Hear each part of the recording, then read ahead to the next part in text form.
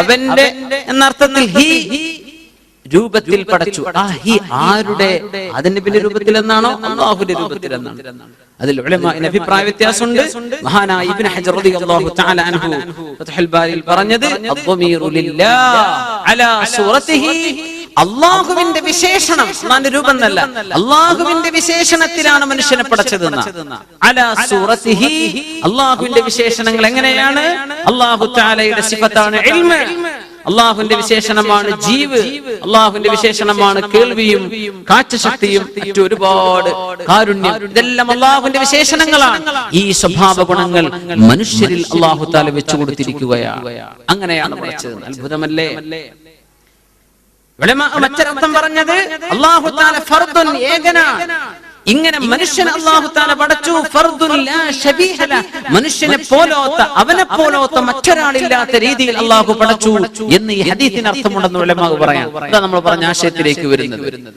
ഓരോരുത്തരും ഡിസ്റ്റിങ്റ്റീവ് ആണ്, വളരെ പ്രത്യേകമായിട്ടാണ് അല്ലാഹു തആല. ആരും ആരോടും യോജിക്കുന്നില്ല. എത്ര കാലുകൾ പടച്ചാലും അല്ലാഹു തആല പറഞ്ഞ ഒരു വിഷയം ഖണ്ഡിതമാണ്.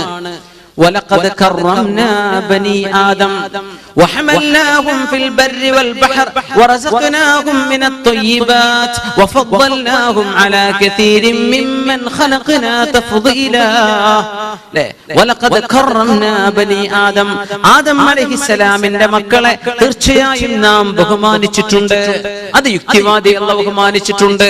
മനുഷ്യനാണോ മനുഷ്യൻ എന്ന ഹൈതിയത്തിൽ മനുഷ്യൻ അല്ലാഹു ബഹുമാനം കൊടുത്തു. അവൻ മൃഗമല്ലല്ലോ. നമ്മളും മൃഗവും തമ്മിൽ വ്യത്യാസമുണ്ടോ? ഒരു ആടിനെ അർത്ഥം നോക്കുക. എന്താ ആടിന്റെ കഴുത്തിലുള്ളത്? നമുക്കുണ്ടത്. ആടിന്റെ ലിവർ നമുക്കുണ്ട്, ആടിന്റെ വയറ് നമുക്കുണ്ട്, നമുക്കും ലങ്സുകളുണ്ട്, നമുക്കും അതിന്റെ കിഡ്നി പോലത്തെ കിഡ്നി ഉണ്ട്, കൈകാലുകളുണ്ട്, ഹൃദയമുണ്ട്. ഒരു മൃഗത്തിനുള്ളതൊക്കെ നമുക്കുണ്ട്. പിന്നെ എന്തേ നമ്മളും മൃഗവും മാറിയത്? എന്തേ? എവിടെയാ മാറ്റം വന്നത്? നമ്മൾ മൃഗം ഒന്നാണോ? അല്ല, നമ്മളിലൊക്കെ അവർക്കുണ്ട്.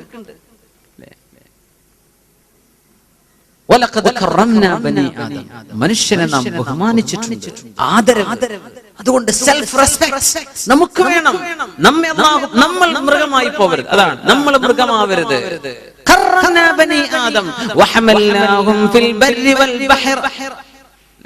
അവരെ നാം വഹിച്ചുകൊണ്ട്